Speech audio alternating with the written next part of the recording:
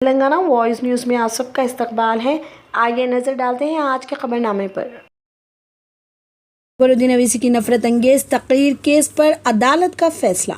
حیدرآباد کی خصوصی عدالت نے بدھ کے روز AIMIM لیڈر اکبر الدین اویسی کو ان کے خلاف درج 2 نفرت انگیز تقریر کے مقدمات میں بری کر دیا۔ یہ فیصلہ 10 سال قبل 2012 میں پیش آنے والے ایک کیس میں سنایا گیا تھا، جب اویسی پر 2 متنازع اشتعال انگیز تبصروں کے لیے مقدمہ درج کیا گیا تھا۔ نامپلی حیدرآباد کی خصوصی عدالت نے AIMIM لیڈر اکبر الدین اویسی پر فیصلہ سناتے ہوئے ان کے خلاف مقدمہ خارج کر دیا اور ان سے کہا کہ وہ ایسے اشتعال انگیز بیانات نہ دیں جو ملک کے لیے اچھا نہیں ہے۔ MLA اکبر الدین اویسی تلنگانہ اسمبلی میں AIMIM پارٹی کے فلور لیڈر ہیں۔ اکبر الدین اویسی کا مقدمہ لڑنے اور انہیں بری کرنے کو یقینی بنانے کے لیے ایڈوکیٹ عبدالعظیم اور ان کے وکلاء تلنگانہ حکومت ایک حکم GO 111 کو ختم کر دے گی، جو ریاست کے دارالحکومت حیدرآباد کو پینے کے پانی فراہم کرنے والے عثمان ساگر اور حمایت ساگر کے ذخائر کے تحفظ کے لیے 1996 میں جاری کیا گیا تھا۔ منگل کو کابینہ کے اجلاس کے بعد چیف منسٹر کے چندرشیکھر راؤ نے میڈیا کو بتایا کہ حیدرآباد کے IT کوریڈور کے قریب 84 دیہاتوں میں 1,32,000 ایکڑ پر محیط قطع کے لیے گرین زونز اور ایک ماسٹر پلان جو اس وقت GO 111 کے تحت محفوظ ہے، جلد ہی منظر عام پر لائے جائیں گے۔ چیف منسٹر نے گزشتہ ماہ ریاستی اسمبلی کے فلور پر GO 111 کو ختم کرنے کے اپنے ارادے کا اعلان کیا تھا۔ ان کے بیان نے ماحولیاتی کارکنوں کی طرف سے سخت مخالفت کو جنم دیا، جنہوں نے اسے 2000 کے سپریم کورٹ کے فیصلے کی توہین قرار دیا۔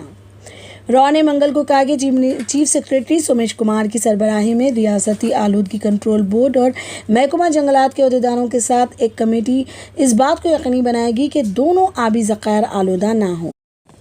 GO نے دونوں جھیلوں کے کیچمنٹ ایریاز کے 10 کلومیٹر کے دائرے میں بڑی تعمیرات اور ترقی کو روکا تھا۔ GO کو ختم کرنے کے بعد CM نے کہا اب اسٹریم علاقوں میں گندے پانی کو ٹریٹ کیا جائے گا اور اسے آبی ذخائر میں داخل ہونے سے روکا جائے گا۔ GO 111 کے تحت علاقوں میں ترقی کے فقدان اور کسانوں کی طرف سے آرڈر کو ختم کرنے کے مطالبے کا حوالہ دیتے ہوئے راؤ نے دلیل دی کہ 2 آبی ذخائر بیکار ہو گئے ہیں کیونکہ حکومت اب دریائے کرشنا اور گوداوری سے پینے کا پانی نکالنے میں کامیاب ہو گئی ہے۔ انہوں نے یہاں تک کہا کہ شہر حیدرآباد کی پینے کے پانی کی ضروریات کو اگلے 100 سال تک پورا کیا جائے گا۔ بدھ کے روز ہماچل میں BJP کے 18 لیڈر عام آدمی پارٹی AAP میں شامل ہوئے۔ وہ دہلی کے کابینہ وزیر اور ہماچل پردیش کے الیکشن انچارج ستیندر جین اور ریاستی انچارج درگیش پاٹھک کی موجودگی میں پارٹی میں شامل ہوئے۔ نمایاں ناموں میں BJP کے سینئر لیڈروں کا ایک جادوگر شامل ہے، بشمول برمل دھیمان، جو BJP کے شیڈیول کاسٹ SC ونگ کے قومی ایگزیکٹو رکن اور ریاستی SC سیل کے سابق نائب صدر ہیں۔ انہوں نے 30 سال سے BJP کی مختلف حیثیتوں میں خدمت کی ہے۔ دہلی میں ایک پریس کانفرنس سے خطاب کرتے ہوئے ستیندر جین نے کہا کہ کئی اہم لوگ 2 وجوہات کی بنا پر AAP میں شامل ہوئے ہیں۔ اول، وہ BJP کی طرف سے چلائی جانے والی پالیسیوں سے مایوس ہوئے اور دوسرا، وہ تبدیلی کی پالیسی اور عام آدمی پارٹی نے اروند کیجریوال کی قیادت میں دیگر ریاستوں میں دبے گئے طرز حکمرانی کے ماڈل سے متاثر ہوئے۔ انہوں نے مزید کہا کہ یہ لوگ ہمیشہ سے عام آدمی پارٹی کی انقلابی سیاست کا حصہ بننے کے خواہشمند رہے ہیں اور پارٹی نے ریاست میں اپنی سیاسی مہم شروع کرتے ہوئے ایسا کرنے میں اپنا جوش دکھایا۔ دھیمان جیسے اور بھی بہت سے لوگ ہیں جو ہماری پالیسیوں سے متاثر ہو کر پارٹی میں شامل ہونا چاہتے ہیں، جین نے کہا، جو عام آدمی پارٹی کے ہماچل کے الیکشن انچارج ہیں۔ صنعت اور میونسپل ایڈمنسٹریشن کے وزیر KT راما راؤ نے بدھ کے روز یہاں کہا کہ NTR گارڈن کے قریب ڈاکٹر BR امبیڈکر کے 125 فٹ اونچے مجسمے کی تنصیب سے متعلق کام اس سال دسمبر تک مکمل ہو جائیں گے۔ سماجی بہبود کے وزیر کوپالا ایشور اور دیگر کے ساتھ کاموں کی پیش رفت کا جائزہ لینے کے بعد بات کرتے ہوئے انہوں نے کہا کہ NTR گارڈن میں 11 ایکڑ میں بننے والا کانسی کا مجسمہ دنیا میں امبیڈکر کا سب سے اونچا مجسمہ ہوگا۔ ریاستی حکومت مورتی کو نصب کرنے کے ساتھ ساتھ مراقبہ مرکز، فوٹو گیلری اور میٹنگ ہال کی تعمیر اور دیگر سہولیات کے لیے 125 کروڑ روپے خرچ کر رہی ہے۔ راما راؤ نے ملک میں امبیڈکر کے اصولوں کو نافذ کرنے کی ضرورت پر زور دیتے ہوئے کہا کہ تعمیراتی کام مکمل ہونے کے بعد سیاحوں کی ایک بڑی تعداد احاطے کا دورہ کرے گی۔ انہوں نے کہا کہ وزیر ایشور گزشتہ 8 ماہ سے جاری کاموں کی پیش رفت کا جائزہ لے رہے ہیں۔ راما راؤ نے کہا کہ امبیڈکر کے لکھے ہوئے آئین کے آرٹیکل 3 کے مطابق تلنگانہ کی تشکیل ہوئی تھی۔ چیف منسٹر کے چندرشیکھر راؤ نے تحریک کی قیادت کی اور علیحدہ تلنگانہ جیتا۔ انہوں نے کہا کہ چیف منسٹر امبیڈکر کے نقش قدم پر چل رہے ہیں اور ان کی امنگوں کے مطابق لوگوں کی فلاح و بہبود کے لیے خلوص نیت سے کام کر رہے ہیں۔ کسانوں نے منگل کو Bharatiya Janata party B J پی کے رکن پارلیمنٹ اروند دھرما پوری کی رہائش گاہ پر مرکز کے خلاف احتجاج کیا اور تلنگانہ کے نظام آباد ضلع میں ان کے گھر کے باہر دھان پھینک دیا۔ احتجاج کرنے والے کسانوں نے الزام لگایا کہ مرکز نے ان سے دھان کی خریداری نہ کر کے ان کے ساتھ دھوکہ کیا ہے۔ ایک کسان نے ANI کو بتایا وہ بی جے پی MP دہلی میں چھپا ہوا ہے اور اس نے ہمیں دھوکہ دیا ہے کیونکہ دھرما پوری نے ابھی تک دھان کی خریداری کے معاملے کا نوٹس نہیں لیا ہے۔ مرکز کو ہم سے دھان خریدنا چاہیے، ایک کسان نے ANI کو بتایا۔ احتجاج پر رد عمل ظاہر کرتے ہوئے دھرما پوری نے دعویٰ کیا کہ جو لوگ ان کے گھر پر احتجاج کر رہے تھے وہ حقیقی کسان نہیں تھے بلکہ تلنگانہ راشٹر سمیتی TRS کے MLA جیون ریڈی کے ذریعے رکھے گئے یومیہ اجرت والے مزدور تھے۔ دھرما پوری نے TRS کے MLA پر احتجاج کو منظم کرنے کا الزام لگانے کے بعد ریڈی نے کہا کہ تلنگانہ کے کسان بی جے پی کے سوتیلی ماں کے سلوک سے ناخوش ہیں جس نے مرکز سے قوم ایک حصولی پالیسی کی افادیت کی وضاحت کرنے کو کہا۔ تلنگانہ کے کسان ریاست کے ساتھ بی جے پی کے سوتیلی ماں والے سلوک سے ناخوش ہیں۔ ہم اپنے کسانوں کے حقوق کے لیے لڑیں گے۔ ہمیں one nation one procurement policy پر مرکز سے جواب درکار ہے اور وہ کب شروع کریں گے؟ تلنگانہ سے دھان کی خریداری، ریڈی نے کہا۔ سینٹرل کرائم اسٹیشن CCS کے سراغ رساں ڈپارٹمنٹ نے سکندرآباد میں کینرا بینک کی MG روڈ برانچ کے کچھ عہدیداروں کے ساتھ ساتھ کچھ پرائیویٹ افراد کے خلاف جعلسازی، دھوکہ دہی اور بے ایمانی کے مقصد سے جعل سازی میں ان کے مبینہ کردار پر فوجداری مقدمہ درج کیا ہے، ایک حقیقی دستاویز کے طور پر جس کے بارے میں وہ جانتے تھے کہ وہ جعلی ہے۔ FIR 2022 کا 68 میں کینرا بینک کے 4 عہدیداروں جے چندر کمار، جی نگیا، دونوں چیف مینیجر AVS مورتی، AGM کے پرکاش ریڈی، DGM بطور ملزم۔ FIR میں پرائیویٹ افراد چڈا پدماکر ریڈی اور چڈا ملا ریڈی کا نام بھی لیا گیا ہے جو دونوں ایورسور ایکوا سولوشنز کے ڈائریکٹر ہیں۔ شکایت کنندہ 68 سالہ دلت خاتون گجلا جیاما ساگن گچی بولی نے بتایا کہ پدماکر ریڈی اور ملا ریڈی نے اس کے بیٹے جی شیلیندر کو ان کی company Eversure Aqua Solutions Private Limited Padmavati Plaza Madhapur میں بطور ڈائریکٹر 2011 میں شامل ہونے کا لالچ دیا۔